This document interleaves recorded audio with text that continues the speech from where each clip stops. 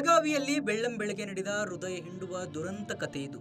ಈಜಲು ಹೋಗಿದ್ದ ಇಬ್ಬರು ಬಾಲಕರು ಪ್ರಾಣ ಕಳೆದುಕೊಂಡ ಘಟನೆ ನಗರವನ್ನು ಬೆಚ್ಚಿ ಬೀಳಿಸಿದೆ.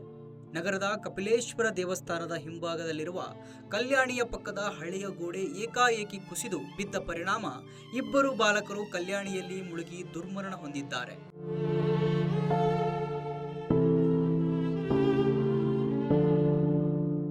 ಬೆಳಗ್ಗೆ ಸುಮಾರು 8:30 ವೇಳೆಗೆ 4 ಬಾಲಕರು ಗೋಡೆಯ ಮೇಲೆ ಕುಳಿತು ಮಾತನಾಡ್ತಾ ಇದ್ರು.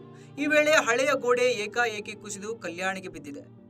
4 ಬಾಲಕರು ಈಜುಕೊಂಡು ಪಾರಾಗಿದ್ದಾರೆ. ಉಳಿದಿಬ್ಬರು ಗೋಡೆಯ ಕಲ್ಲುಗಳ ಹೊಡೆತಕ್ಕೆ ಸಿಲುಕಿ ನೀರಿನಲ್ಲಿ ಮುಳುಗಿ ಮೃತಪಟ್ಟಿದ್ದಾರೆ. ಘಟನೆಯಲ್ಲಿ 11 ವರ್ಷದ ಪರಶುರಾಮ್ ನೀಲಜಕರ ಹಾಗೂ 9 ವರ್ಷದ ಶಿವಮ್ ಸುಂಡೀಕರ ಮೃತಪಟ್ಟಿದ್ದಾರೆ.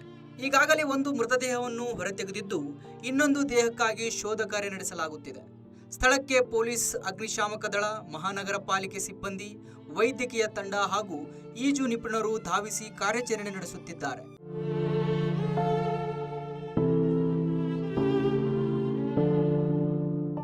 ಘಟನೆಯ ಹಿನ್ನೆಲೆಯಲ್ಲಿ ಕುಟುಂಬಸ್ಥರ ಆಕ್ರಂದನ ಮುಗಿಲು ಮುಟ್ಟಿದ್ದು ಸ್ಥಳದಲ್ಲಿ ಶೋಕದ ವಾತಾವರಣ ನಿರ್ಮಾಣವಾಗಿದೆ.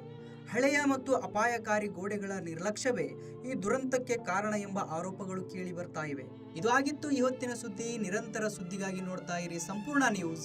ಇದು ನೊಂದವರ ಧ್ವನಿ.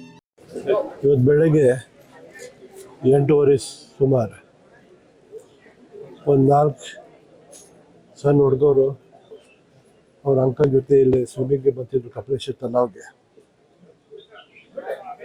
ಅದ್ರೊಳಗೆ 2 ಸ್ವಿಮ್ ಮಾಡಿ ಹೊರಗೆ ಬಂದರು. ಏನು 2 ಒಳಗೆ ಹೋಗಿ ಬಿಟ್ಟಿದ್ರು. ಅದ್ರೊಳಗೆ ಒಂದು SDRF ಟೀಮ್ ಅವ್ರಿಗೆ ಹೊರಗೆ ತೊಗೊಂಡ್ಬಂದ್ರೆ. Unfortunately that child was died. In one body ನಾವು SDRF ಟೀಮ್ ಚೆಕ್ ಮಾಡ್ತಾ ಇದೆ. ಅದು ಬಾಡಿ ಬಿದ್ದಿಂದ ಅದು ಬಾಡಿ ತೆಳಗೆ ಹೋಗಿದೆ. ಬಾಡಿ ತೆಳಗೆ ಆಯ್ತು ತಕ್ಷಣ ತಗೊಂಡು ಯು ವಿಲ್ ಸಿ. ಅವ್ರ ಪೇರೆಂಟ್ಸ್ ಮಥುರಾಗೆ ದೇವಸ್ಥಾನಕ್ಕೆ ಹೋಗಿದ್ರು.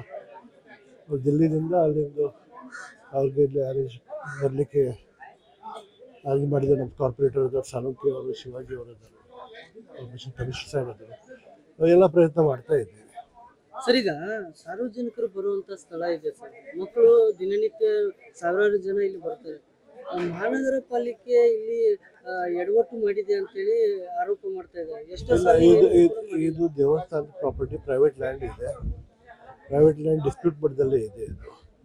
ಅದು ನೋಡಿ ಇದು ಮಾಡಿ ನಾವು ಚೆಕ್ ಮಾಡಿ ಇದು ಏನು ಮಾಡೋದು ಕಾರ್ಪೊರೇಷನ್ದಿಂದ ನಾವು ಮಾಡ್ಕೊಡ್ತೀವಿ. ಪರಿಹಾರ ನಾವು DC ಸಾರ್ಗೆ ಮಾತಾಡಿ ಪರಿಹಾರ. ಸಣ್ಣ ಸಣ್ಣ ಹುಡುಗರು 500,000 ಜನ ಇಲ್ಲಿ ಈಸಾಡಕ್ಕೆ ಬರ್ತಾರೆ. ಇಂಥದ್ರಲ್ಲಿ ಅಪಘಾತ ಆಗೈತಿ. ನಾವು ಹಲವಾರು ಬಾರಿ ಕಾರ್ಪೊರೇಷನ್ದವ್ರಿಗೆ ಮನವಿಯನ್ನು ಸಲ್ಲಿಸಿದ್ವಿ ಜಯ ಕರ್ನಾಟಕ ಸಂಘಟನೆ ವತಿಯಿಂದ.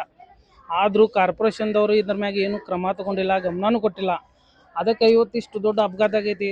ಸಣ್ಣ ಮಕ್ಕಳು, ಒಂದು 8 ವರ್ಷ, 10 ವರ್ಷ, ಒಂದು 7 ವರ್ಷ, ಒಂದು ಹುಡುಗ 7 ವರ್ಷ ಹುಡುಗ ಈಗ ಸದ್ಯಕ್ಕೆ ಸಿಕ್ಕಿದ್ದಾನೆ. ಇನ್ನೂ 2-3 ಜನ ಇದ್ದಾರೋ ಅಥವಾ 4-5 ಜನ ಇದ್ದಾರೋ ಏನು ಗೊತ್ತಿಲ್ಲ. ಅಲ್ಲಿ ಕಾರ್ಯಾಚರಣೆ ನಡೆದಿದೆ.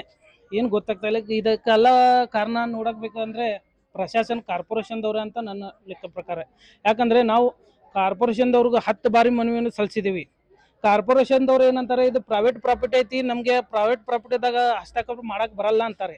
ಆದರೆ ನಾವು ಪ್ರೈವೇಟ್ ಪ್ರಾಪರ್ಟಿದವ್ರು ಏನಂತಾರೆ, ಕಾರ್ಪೊರೇಷನ್ದವ್ರು ನಮಗೆ ಇದು ಹೊಂಡ ಗೋಡೆಯನ್ನು ಕೊಟ್ಟದೆ ನಮ್ಮ ಅಭ್ಯಂತರ ಇಲ್ಲ ಅಂತ ಹೇಳ್ತಾರೆ.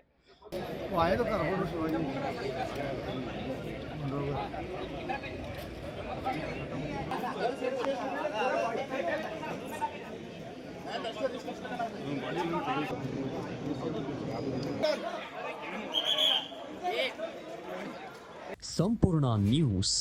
ಇದು ನೊಂದವರ ಧ್ವನಿ.